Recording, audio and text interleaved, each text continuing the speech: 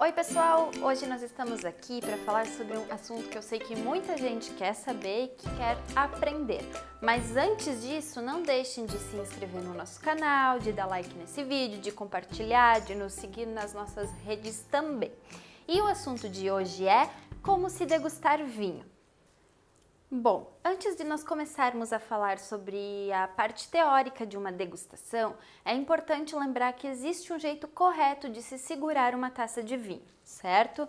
Nunca deve se segurar uma taça pelo corpo, dessa forma. Assim se seguram as taças de bebidas quentes. No caso do vinho espumante, o correto é segurar ou pela haste, dessa maneira, ou pelo pezinho. Isso por quê? Para que nós não aqueçamos a nossa bebida, porque a temperatura ela vai influenciar no que nós vamos sentir numa degustação, certo? Também, antes de nós começarmos, é importante sempre lembrar que a gente precisa saber em que momento nós devemos utilizar os nossos conhecimentos e utilizar uma degustação mais técnica, justamente para não ficar aquele ambiente chato, né? Numa reunião de família, você querer mostrar os seus conhecimentos e acabar exagerando um pouquinho nessa parte, certo? Então, numa degustação de vinhos, nós levamos em consideração sempre três fatores, que são os aspectos visuais, os olfativos e os gustativos. Então, sempre em uma degustação, nós iniciamos ela observando os aspectos visuais, que não são só cor, tá? Nós temos a limpidez, nós temos o brilho de um vinho, né? No caso do espumante, temos as borbulhas, a perlage. Então, a gente precisa saber diferenciar esses parâmetros para sim iniciar uma degustação. A cor, o visual desse vinho, ele sempre nos diz muita coisa. E a degustação serve para nós avaliarmos e a partir dessas avaliações tirar conclusões em cima desse vinho. Então, pela cor, eu consigo ter uma referência se esse vinho é de uma safra mais antiga ou não. Não tem como saber com tanta certeza, né? Isso a gente acaba sentindo nos próximos passos, que são os aspectos olfativos e os gustativos, e claro, confirma no rótulo. Mas a aparência desse vinho sempre nos diz muita coisa. Dentro dos aspectos visuais, então, na questão da cor, nós vamos ter as variações de coloração que podem nos dizer muito do que esse vinho já passou, né? Do tempo dele, se ele é um vinho mais jovem, se ele é um vinho com mais envelhecimento.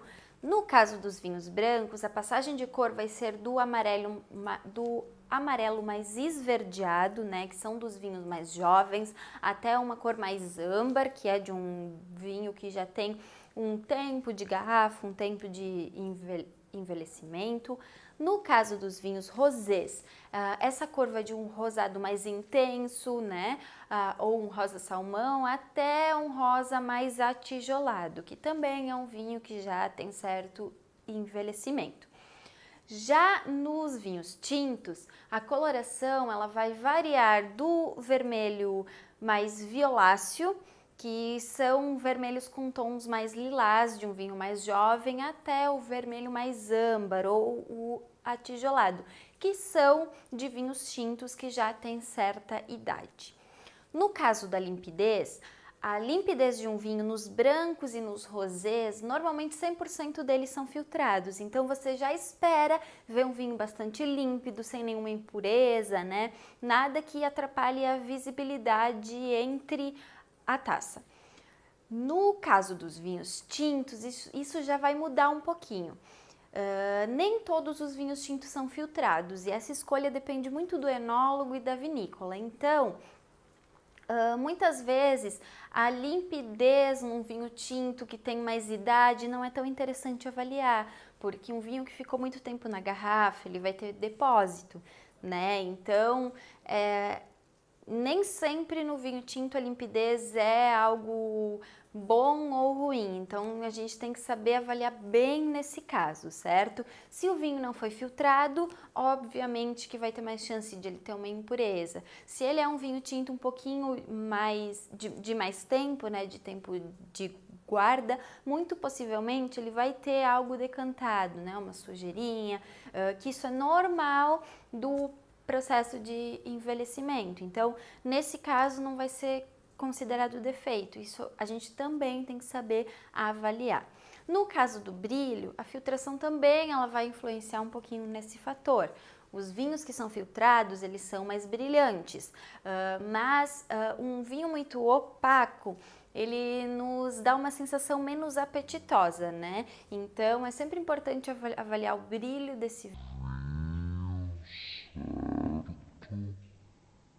e ver como ele está se comportando na taça. Lembrando sempre de avaliar todos os parâmetros de elaboração desse vinho.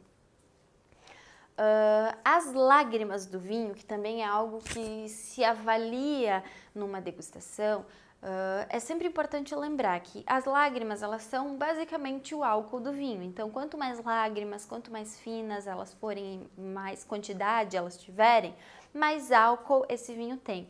Porém, as lágrimas, elas dependem muito da taça. E uma taça que não é lavada corretamente, ela acaba prejudicando nesse fator, tanto nas lágrimas de um vinho como na perlagem de um espumante também.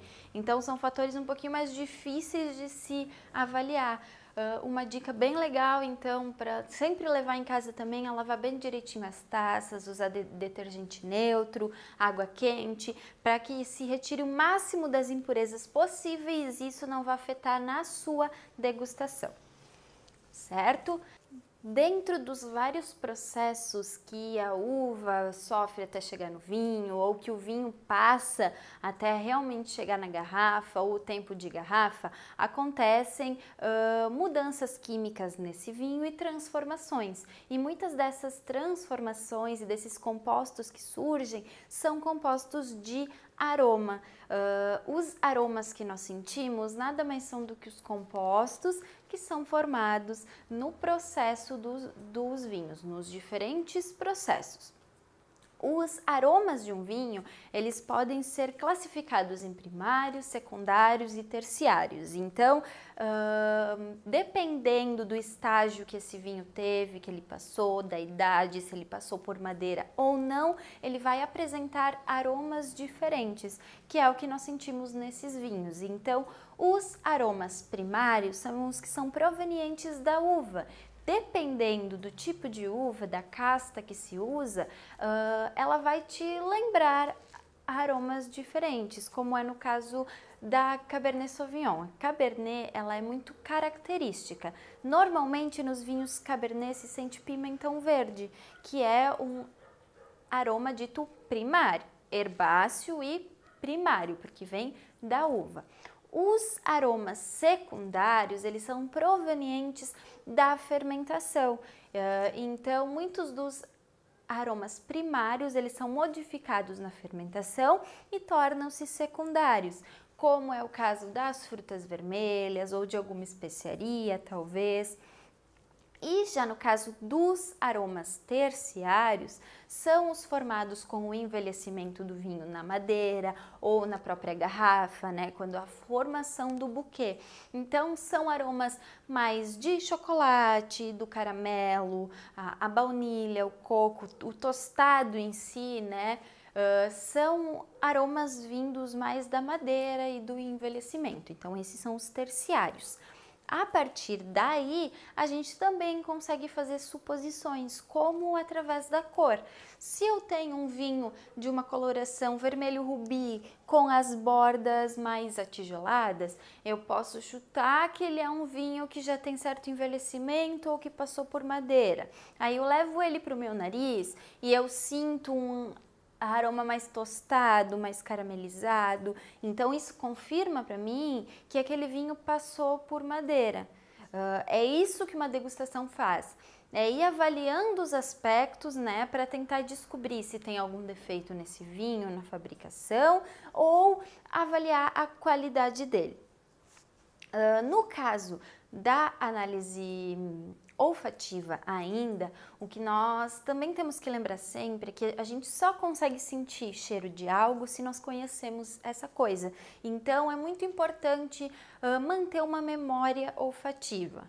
A memória olfativa é o que nos ajuda a reconhecer esses aromas dentro de um vinho. Então é o que eu sempre digo, não tem como eu conseguir sentir cheiro de cereja se eu não conheço cereja, certo? Mas se eu conheço morango muito bem, vai ser mais fácil para mim sentir cheiro de morango. Então o importante é você criar essa memória e alimentar ela e treinar ela. Muito do que eu faço e que eu indico também é sempre que você está cozinhando em casa ou você está passando em algum lugar, principalmente nas feiras, de sentir o cheiro das coisas. Você está temperando uma comida, está usando uma pimenta diferente que você não conhece, sente o cheiro.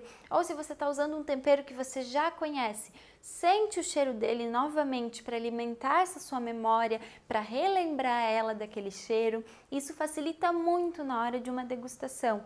A memória olfativa ela é muito importante, então, como eu comentei, você precisa conhecer os vários aromas para você conseguir senti-los.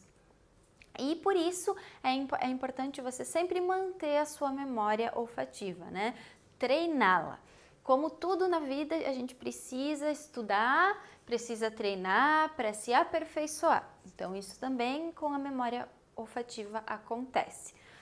Da mesma forma que os defeitos, né? O cheiro do vinagre é um defeito no vinho, então a gente precisa treinar sempre isso. E os aromas, eles nos dizem muito, como o fator de envelhecimento ou não, o fator de algum defeito na fermentação que trouxe algum aroma mais puxado para o querosene, né? Ou o próprio avinagramento desse vinho, certo? Oxidação.